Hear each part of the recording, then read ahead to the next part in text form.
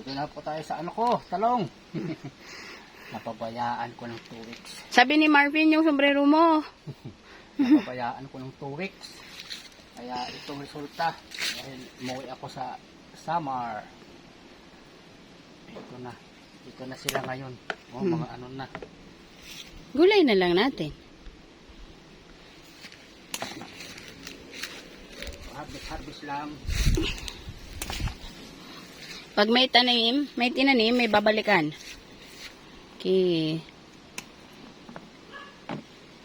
Madami-dami. Matigas na? Hindi pa naman yan. Okay pa naman yan. Hmm. Talong pa naman yan.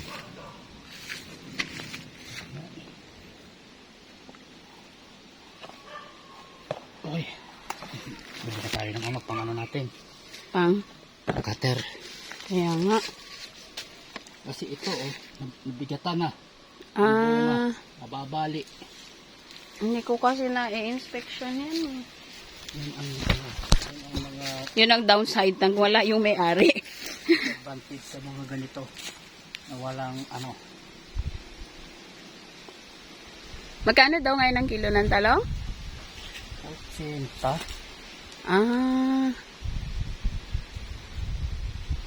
Ba't kaya nahulog yung papaya ni? Dahil hinog na siya? Hindi pa yun. Nabigatan lang siya? Baka hindi kaya ng trunk niya.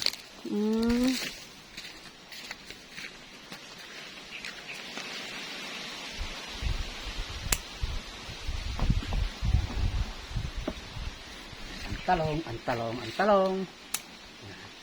Yung patula ko, ayan oh. Yung mga patula ko gumulang.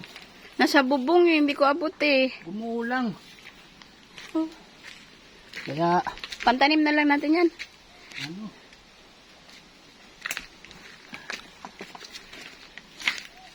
Oh. May kitsang kilo na yan. Doon pa. Yan pa rin. Magulang na talaga. Mga ano na yan.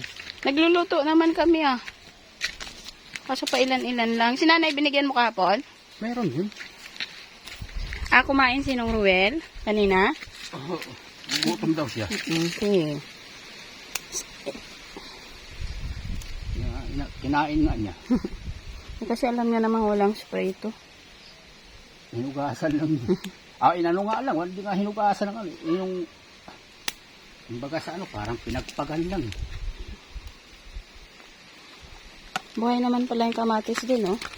Wala ka ng kamatis ni na pantanim? Meron yan. May sakit yung lupa pagdating sa solanaceous. No?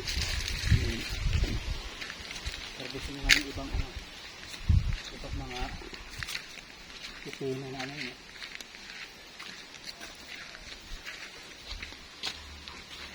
Ito yung mga kusina dito. Dali lang. Stop ko muna.